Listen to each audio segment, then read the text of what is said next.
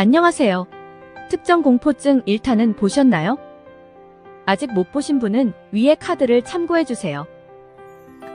이제 다음 하위 유형인 혈액주사 손상형을 알아볼게요.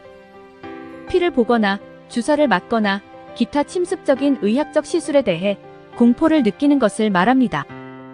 이 유형은 매우 흔하며 심한 혈관 미주신경 반응을 일으켜요.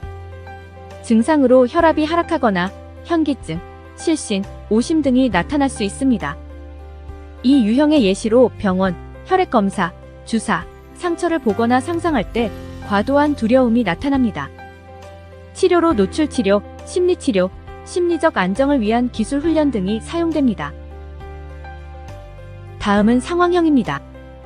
지하철, 버스와 같은 대중교통수단이나 터널, 다리, 엘리베이터, 비행기, 자동차 또는 폐쇄된 공간과 같은 상황에서 두려움이 유발되고 이러한 상황을 피하는 경우입니다.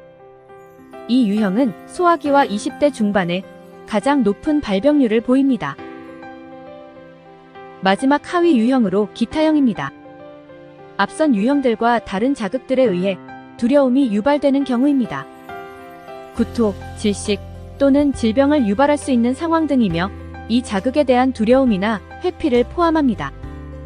예를 들어 큰 소리 또는 전설적 인물에 대한 소아들의 두려움 등이 포함됩니다. 임상적 장면에서 성인들이 호소하는 순위를 본다면 상황형이 가장 많고 다음으로 자연환경형, 혈액주사 손상형, 동물형의 순으로 나타납니다. 흔히 한 가지 이상의 특정 공포증이 나타나는 경우가 많습니다. 그렇다면 원인은 무엇일까요? 첫 번째로 고전적 조건 형성입니다. 특정 상황에서 불쾌한 경험이 발생하면 그 상황 자체에 대한 두려움이 형성될 수 있습니다. 예를 들어, 개가 공격했을 때의 경험이 이후에 개에 대한 두려움으로 이어질 수 있어요.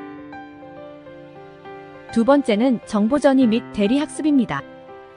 모델링으로 다른 사람이 특정 물체나 상황을 두려워하고 피하는 것을 보고 학습하는 것입니다. 예를 들면, 가족 구성원이 벌레를 두려워하면 그 두려움이 자녀에게 전이될 수 있습니다. 세 번째로 유전적 요인이 있어요. 개인의 유전적 요인은 특정 공포를 더 쉽게 형성할 수 있습니다. 일부 사람들은 생존의 위협적인 상황에 더 민감하게 반응하는 경향이 있어요. 네 번째로 심리적 왜곡입니다. 특정한 상황을 지나치게 부정적으로 해석하는 경향이 있는 경우 그 상황에 대한 두려움이 과도하게 강조될 수 있어요. 마지막으로 접촉 부족이 있습니다. 특정 물체나 상황과의 초기 접촉이 부족하면 그것에 대한 두려움이 형성되기 쉬워요. 특히 어린 시절에 해당하는 경험이 부족할 경우가 많습니다. 그렇다면 치료 방법은 무엇이 있을까요? 행동치료가 해당 특정 공포증을 효과적으로 치료하는 방법으로 알려져 있습니다. 첫 번째는 체계적 둔감법입니다. 긴장을 완화한 상태에서 약한 공포 자극부터 시작하여 강한 자극으로 노출시킵니다. 가장 효과적인 치료법으로 알려져 있어요.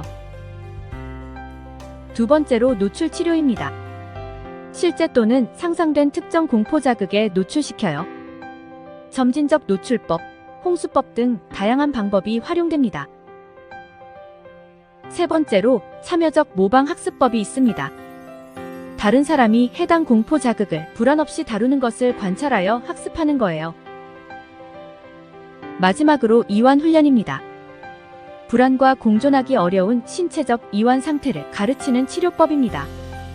이러한 다양한 치료법이 있으며 원인은 개인마다 다를 수 있으며 종합적인 접근이 필요해요. 이번 주제에서 우리는 상황형, 혈액주사 손상형, 그리고 기타형 특정 공포증에 대해 알아보았습니다. 오늘도 즐거운 주말 되세요.